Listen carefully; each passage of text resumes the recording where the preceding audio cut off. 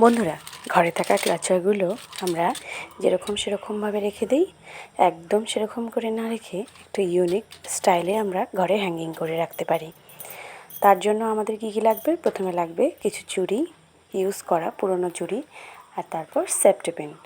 এই একটা একটা করে চুড়ি আমরা সেফটি পিনের সঙ্গে একসঙ্গে করে জোড়া দেব।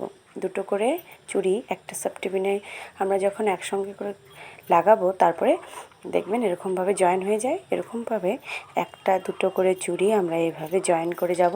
এইভাবে একটার পর একটা স্টেপ বেড়ে যাবে।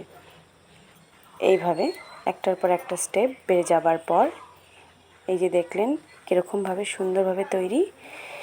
আবার আমরা আরেকটা বেশি করে চুড়ি এখানে অ্যাড করলাম। এইভাবে একটার পর একটা চুড়ি এইভাবে অ্যাড করার পর এখানে আমরা ওয়ালে হ্যাঙ্গিং করতে পারবো। এখন আমরা এই চুড়িগুলোতে ক্লাচারগুলো একটা একটা করে দুপাশে লাগাবো। দেখে নিন, এই যে ক্লাচারগুলো আমাদের অনেকগুলো ক্লাচার এভাবে পড়ে থাকে। এভাবে আমরা একটা করে চুড়িতে দুটো করে ক্লাচার বা তিনটে করে ক্লাচারও রাখা যায়। এভাবে আমরা রাখতে পারবো।